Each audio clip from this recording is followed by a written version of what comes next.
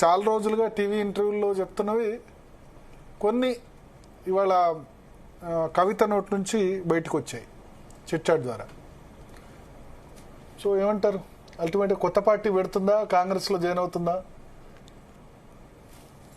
కాంగ్రెస్ వాళ్ళతోటి టచ్లోకి వెళ్ళింది, కాంటాక్ట్లోకి వెళ్ళింది అనేది బయట మాకున్న సోర్సు, మీకు కూడా మీడియాకు కూడా తెలుసు. కాకపోతే కవిత కాదు అని అంటుంది. కానీ నేనేమంటా అంటే, నేను నా పర్సనల్గా జర్నలిస్టులు అన్నా జర్నలిజం అన్నా నాకు రెస్పెక్ట్ ఉంది. ఆంధ్రజ్యోతి లాంటి పేపరు బ్యానర్ ఐటమ్గా 2 days ఆ విషయం కవిత కాంగ్రెస్తో టచ్లు ఉంది అనే విషయం ఏ సోర్సు లేకుండా ఏ చిన్న డిజిటల్ మీడియాలో రాయడానికి కూడా భయపడతారు. అలాంటిది ఆంధ్రజ్యోతిలో వచ్చింది అని అంటే ఏది లేకుండా రాయరు, సోర్స్ తోటే రాసుంటారని నేను అనుకున్నా. అది ఫేక్ అని అంటుంది. మరి అది ఫేక్ అన్నప్పుడు నేను కాంగ్రెస్లో ఎట్టి పరిస్థితుల్లో చేరను అని చెప్పకుండా మాట దాటవేస్తుంది. ఇంకా రోజు రోజుకు ఒక రకంగా వ్యవహారం తిరుగుతూ ఉంది.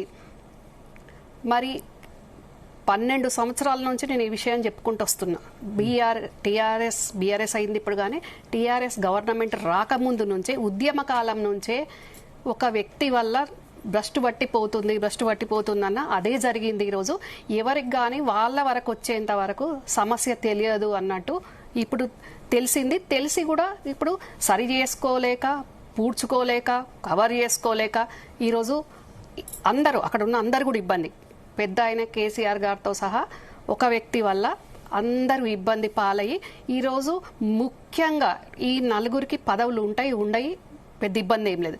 కానీ ఏ జెండానైతే కేసీఆర్ గారు జెండా పుట్టించినాక 25 సంవత్సరాల నుంచి జెండా మోసిన కార్యకర్తల పరిస్థితి ఏంది, నాయకుల పరిస్థితి ఏంది? మరి ఆ కాలం నుంచి ఈ కాలం వరకు 25 ఏళ్లలో కూడా జెండా మోసిన వాళ్ళు ఎలాంటి నామినేట్ పదవులో, ప్రభుత్వంలో ఎలాంటి పదవులు తీసుకోక ఇంకా కేసీఆర్ గారిని, తెలంగాణ వాదాన్ని, ఆ జెండాన్ని నమ్ముకొని ఉన్న వాళ్ళ పరిస్థితి ఏంది ఈరోజు? ఈ అయోమయంకు మరి ఎప్పుడు పులి స్టాప్ ఉంటుంది? ఇంకా కామాలే కంటిన్యూ అవుతుందా?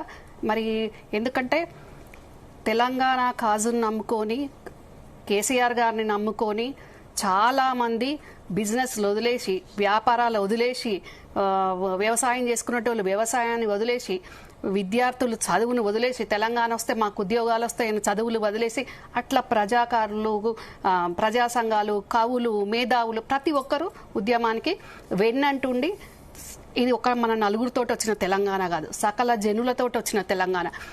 అట్లాంటిది ఈరోజు ఆధిపత్యం పోరాటం, అధికారం ఆరాటం లాగా ఈరోజు జరుగుతున్న పరిణామాలను బట్టి గమనించాల్సిన అవసరం. అంటే మీరు ఎందుకు పర్టికులర్గా ఇప్పుడు మొత్తం